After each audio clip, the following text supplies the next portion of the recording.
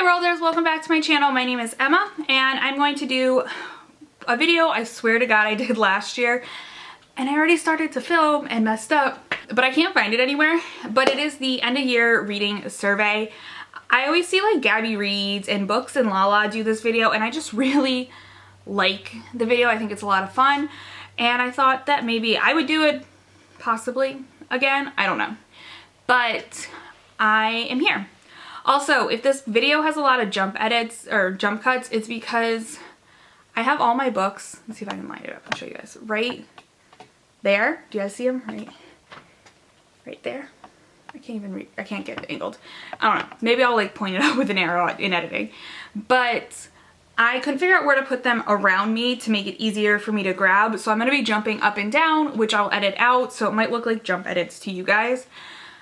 But yeah, let's just get started with this. I feel like it was such a rambly opening, and I actually filmed the opening already and realized I was wearing the same shirt in a video I just filmed.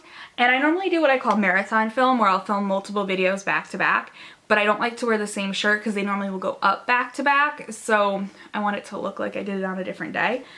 And I got like halfway through the intro and was like, I didn't change my shirt. Here, when it comes to my reading goals, I didn't change my shirt for this video. So I changed my shirt and we're ready to go. So the first question is, how many books did you read this year? I, at the time of filming this, have read 17 books and I did not meet my reading goal. My reading goal is always the second two numbers in the year. So this year it was 19 and I had a horrible reading slump.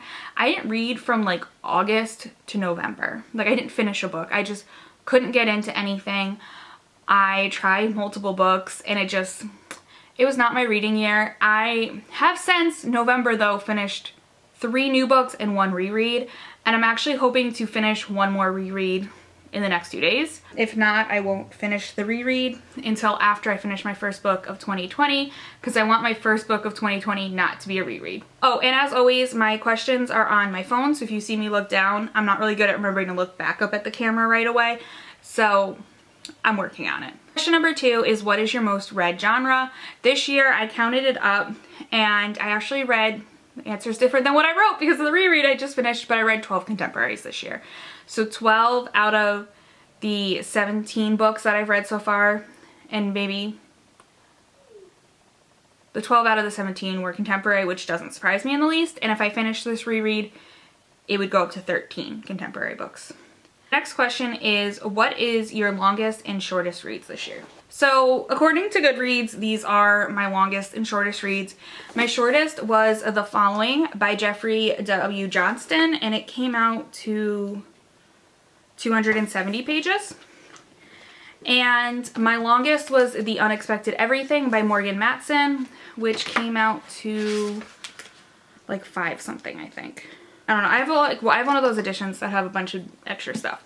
But yeah, those are my longest and shortest books of the year. Next question is, what was your favorite book published in 2019? So this is actually, I think, the only book I read that was published in 2019.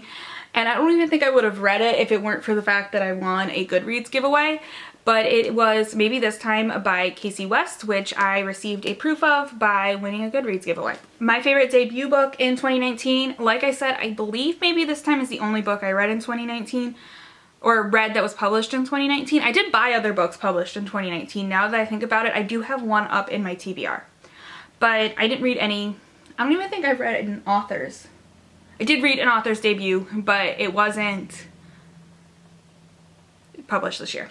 Speaking of the debut that was not published in 2019, my next question is, what is your favorite book that you read in 2019? And The Hate U Give by Angie Thomas was my favorite book published in 2019, or not published in 2019, but my favorite book I read this year. I'm behind the times, but I loved this book. If you guys watch or have watched, I don't know which one's going up first, my best books of the year, I'll talk a little bit more about it in that. The next question is a book that lived up to the hype, and once again, I'm going to give this to The Hate U Give. I knew I was going to love this book, but I didn't know that it was going to live up to the hype the way it did, and it certainly did. It actually is the book that I credit for getting me out of my reading slump. So Next question is a book that did not live up to the hype, and for me that was They Both Die in the End by Adam Silveria.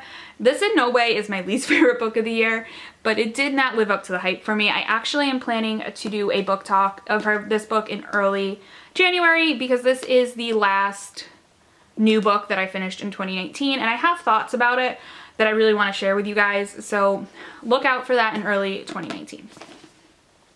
Or in early 2020, because 2019 is ending in like 2 days when I'm filming this. It's probably already ended by the time you see this. The next question is, what book felt like the biggest accomplishment to you? And I'm actually going to give this again to The Hate U Give by Angie Thomas for a couple of reasons. One, I knew this book was going to be very emotionally charged, and I knew it was going to be sad, and I didn't know when I wanted to kind of take that emotional ride, so to speak.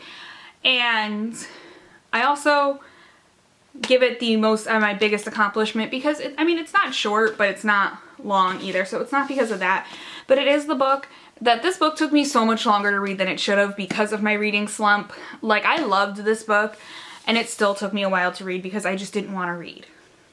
So this felt like the biggest accomplishment this year.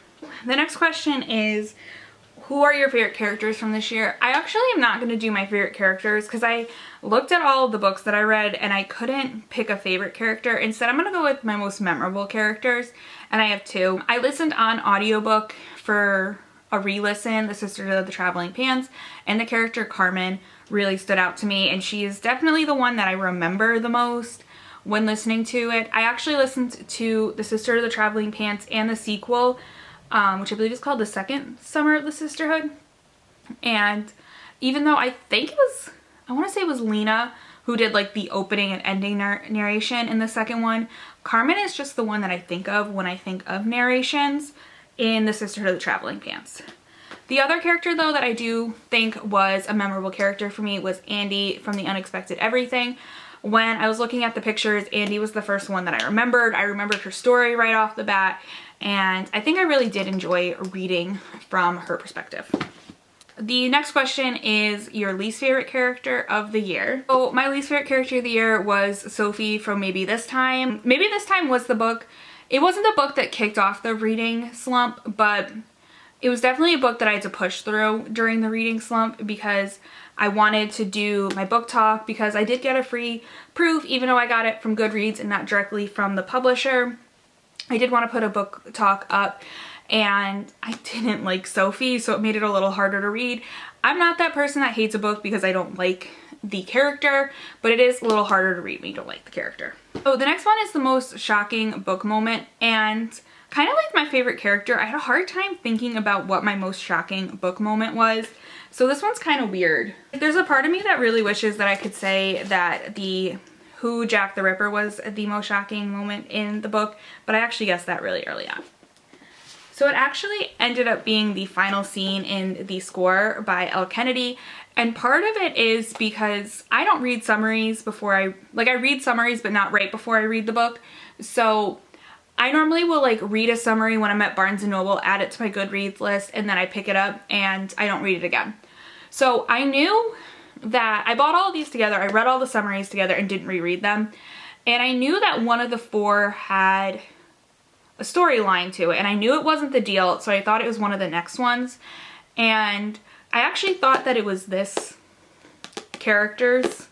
This one is Dean's. I thought it was Dean's story, but it's not. And like the final scene was just like shocking but not shocking, because I'm like, there it is. There's the storyline that I've known about since I read the summary of all four books. So for me, it was the last scene in The Score. I know that's a weird one to say, but that's okay. The next question is, who was your OTP of 2019? And for me, it was Autumn and Dax from By Your Side by Casey West. This was the first book that I remember staying up like really late to finish because I needed to see how their story ended. I'm going to talk a little bit more about it too in my favorite books of the year, but it also kind of has to do a little bit with the love triangle in this story, which I really appreciated. The next book question is, what was my best written book of the year? And guys, you shouldn't be shocked when I say The Hate U Give by Angie Thomas. I really, really liked this book. I have very few complaints about it. And sorry, I got distracted. I have very few complaints about it, and I'll be talking more about it in my favorite books of the year. which I've now decided will go up after this video because I keep referencing it like it hasn't come up yet. So the next one, I don't have a copy of the book because I lent it to my friend and she never gave it back. But the book that I pushed on the most people was by 5 Feet Apart by Rachel Lippincott, I think is who we're all deciding is the actual author of this book. I don't know. It had a lot of authors' names, but 5 Feet Apart. Your favorite book cover of the year, again, is 5 Feet Apart. I have the edition, or I had the edition with like the navy cover with the lungs made out of flowers that's referenced in the book. That was my favorite book cover of the year. Again, don't have it, lent it to a friend. The book that made you cry the most, 5 Feet Apart. If you know, you know. If you don't, and you've read the book, DM me and I'll tell you what part made me cry the most. Favorite movie adaptation, 5 Feet Apart.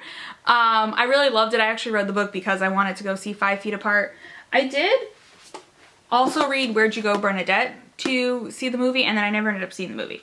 And I did see Little Women, but I haven't finished the book yet, so 5 Feet Apart has to win.